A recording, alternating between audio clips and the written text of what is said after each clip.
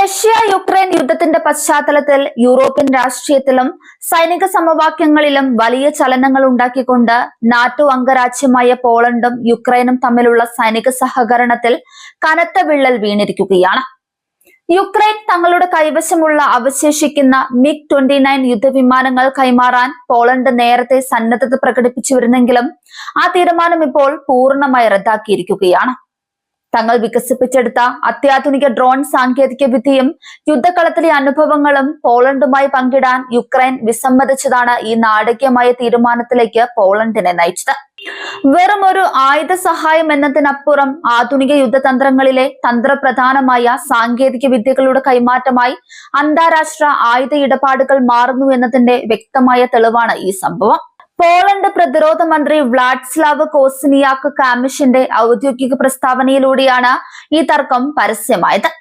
ഇരു രാജ്യങ്ങളും തമ്മിൽ നേരത്തെ ഉണ്ടാക്കിയ ധാരണയനുസരിച്ച് പോളണ്ടിന്റെ MiG യുദ്ധവിമാനങ്ങൾക്കു പകരമായി യുക്രൈൻ തങ്ങളുടെ ഡ്രോൺ നിർമ്മാണ സാങ്കേതിക വിദ്യയും കൗണ്ടർ ഡ്രോൺ സംവിധാനങ്ങളും പോളണ്ടിന് നൽകേണ്ടതായിരുന്നു. തുടക്കത്തിൽ ഈ വ്യവസ്ഥകളോട് യുക്രൈൻ പൂർണ്ണമായി യോജിച്ചിരുന്നുവെങ്കിലും പിന്നീട് അവർ ഏകപക്ഷീയമായി കരാറിൽ നിന്ന് പിന്മാറുകയായിരുന്നുവെന്നാണ് പോളണ്ട് കുറ്റപ്പെടുത്തുന്നത്.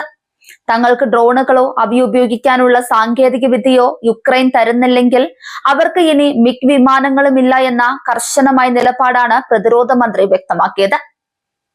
യുദ്ധത്തിന്റെ ആദ്യഘട്ടത്തിൽ യുക്രൈനെ ഏറ്റവും കൂടുതൽ സഹായിച്ച രാജ്യങ്ങളിൽ ഒന്നാണ് പോളണ്ട്.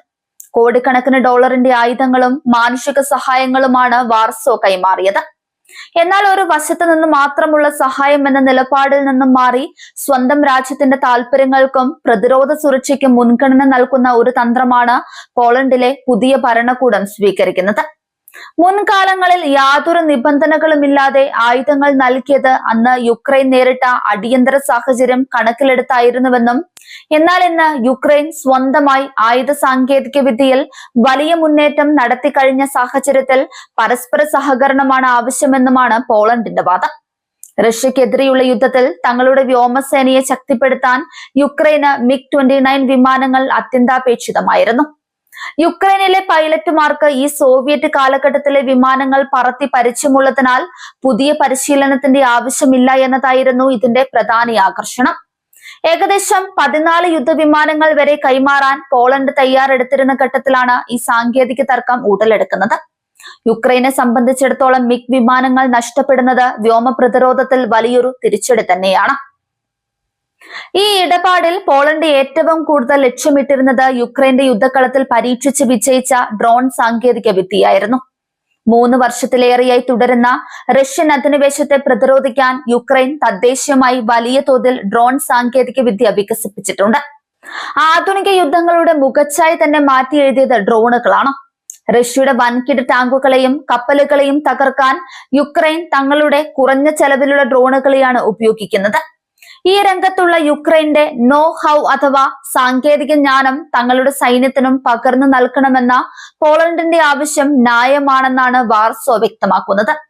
എന്നാൽ തങ്ങൾ ജീവനും രക്തവും നൽകി യുദ്ധകളത്തിൽ വികസിപ്പിച്ചെടുത്ത അതീവ രഹസ്യ സ്വഭാവമുള്ള സാങ്കേതിക വിദ്യകൾ മറ്റൊരു രാജ്യത്തിന് അത്ര പെട്ടെന്ന് വിട്ടു നൽകാൻ യുക്രൈൻ ആഗ്രഹിക്കുന്നില്ല.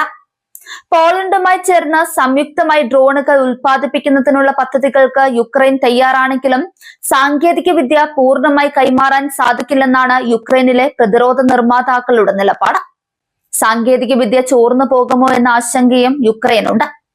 ഈ സാങ്കേതിക തർക്കത്തിന് പിന്നിൽ ഇരു രാജ്യങ്ങളും തമ്മിൽ അടുത്ത കാലത്തുണ്ടായ ചില നയതന്ത്ര കടുപ്പങ്ങളും സ്വാധീനിച്ചിട്ടുണ്ട്. ചരിത്രപരമായ ചില തർക്കങ്ങളും വിദ്വേഷങ്ങളും ഈ സഖ്യത്തിൽ നിഴലിക്കുന്നുണ്ട്. പ്രത്യേകിച്ച് 2ാം ലോക മഹായുദ്ധകാലത്തെ യുക്രൈനിയൻ ഇൻസർജന്റ് ആർമി നടത്തിയ കൂട്ടക്കൊലകളെ സംബന്ധിച്ചുള്ള തർക്കങ്ങൾ പോളണ്ടിൽ വലിയ രാഷ്ട്രീയ പ്രതിഷേധങ്ങൾക്ക് കാരണമായിട്ടുണ്ട്. ഈ സംഘടനയുടെ പേരിൽ യുക്രൈനിലെ ഒരു സൈനിക യൂണിറ്റിന് വ്ളോഡിമിർ സെലൻസ്കി പദവി നൽകിയതാണ് പോളണ്ടിനെ കൂടുതൽ ചൊടിപ്പിച്ചത്. ചരിത്രപരമായി ഇത്തരം മുറിവുകൾ നിലനിൽക്കെ നാഷണൽ ഹീറോ പരിഗണനകൾ നൽകുന്ന രാജ്യവുമായി പൂർണ്ണമായ സൈനിക സഹകരണം സാധ്യമല്ലെന്ന വികാരം പോളണ്ടിൽ ശക്തമാണ്. ഗഡാൻസ്കിൽ നടന്ന യുക്രൈൻ പുനർനിർമ്മാണ സമ്മേളനത്തിൽ നിന്നും സെലൻസ്കി വിട്ടുനിന്നതും ഇരു രാജ്യങ്ങളും തമ്മിലുള്ള അകലം വർദ്ധിപ്പിച്ചു.